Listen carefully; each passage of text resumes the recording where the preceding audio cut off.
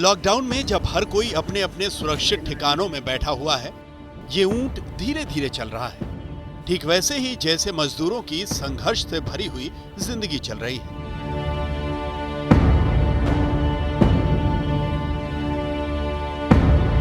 भारत में इस बार मजदूर दिवस ऐसे समय पर आया है जब पूरे देश के फोकस में मजदूर ही हैं। कोरोना के इस अभूतपूर्व संकट में बहुत सारे मजदूर शहरों की अर्थव्यवस्था से गांवों की अर्थव्यवस्था में लौटे हैं। अब वो अपने गांव की इकॉनमी में लग गए हैं। वहां संसाधन सीमित हैं और ऐसे में उनका सहारा है मनरेगा। मजदूर दिवस पर मजदूरों की छुट्टी होती है, लेकिन इसके बावजूद कई मजदूर हमें ऐसे मिले जिन्होंने अपने अनुभव और अपने हालात के बारे में हमें बताया। केंद्र ने मनरेगा में जो 20 रुपए बढ़ाए थे, उसे जमीनी स्तर पर लागू किया गया है। कोटपुतली के पनियाला गांव में ये वो महिलाएं हैं जो मनरेगा के तहत काम कर रही हैं। आप लोगों को किस तरह का काम करना पड़ रहा है? हमको अच्छे से काम मिल रहा है और हमारे यहाँ की सरपंच हैं, सेक्रेटरी हैं, अच्छे से काम करवा रहे हैं और हर सुविधा हमको मिल रही है।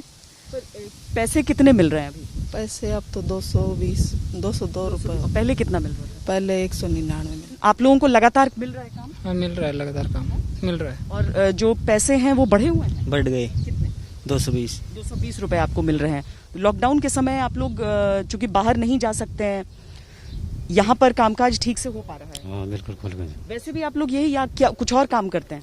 नहीं, यही कर रहे हैं। मजदूरों के लिए इस दौर में जिंदगी की गाड़ी चलाना आसान नहीं है। ये कोई बच्चों का खेल नहीं है। लॉकडाउन का जितना असर मजदूरों पर पड़ा है, शायद उतना समाज के किसी वर्ग पर नहीं पड़ा। मजदूरों को अब मनरेगा का सहारा मिला है, तो उनके हिस्से थोड़ी राहत भी आ रही है। अप्रैल के महीने में कहा जाता है कि बढ़ती है लोगों की संख्या जो आते हैं नरेगा पे काम करने। हाँ, अप्रैल में हर साल बढ़ती है। वैसे अभी लॉकडाउन था, इस वजह से लोग घरों में बैठे थे और कुछ एक जो मजदूर बाहर थे प्रवासी, वो भी आ गए, तो इस संख्या और बढ़ेगी अभी लेबर की लगातार। राजस्थान में मनरेगा का आंकड़ा 62,000 से सीधे 11 लाख तक पहुंच गया। छत्तीसगढ़ के बाद राजस्थान दूसरे नंबर पर आ गया है, जबकि उत्तर प्रदेश तीसरे नंबर पर है।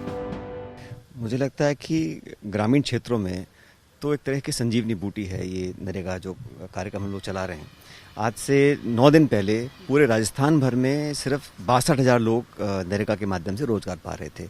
और जब से लॉकडाउन का सेकंड फेज चालू हुआ और गांव में नरेगा के कामों को हमने अलाउ किया और हमने रोजाना मॉनिटर कर कर इसकी डिमांड को बढ़ाया है, मुझे बताते हुए खुशी है कि आज 11 लाख लोग ऐसे हैं जो नरेगा में काम ले रहे हैं।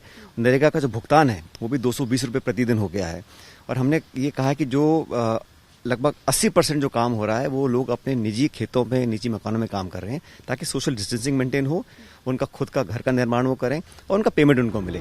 सिर्फ 10 दिन में 62,000 से 11 लाख के आंकड़े तक पहुंचना अपने आप में हैरान कर देने वाला है। अप्रैल के महीने में अक्सर यह आंकड़ा बढ़ता है, लेकिन इतना बड़ा इजाफा कभी नहीं हुआ। ये मजदूर गर्मी को देखते हुए सुबह 6 बजे से दोपहर 1 बजे तक काम कर रहे हैं और इस दौरान सोशल डिस्टेंसिंग का ध्यान रख रहे हैं।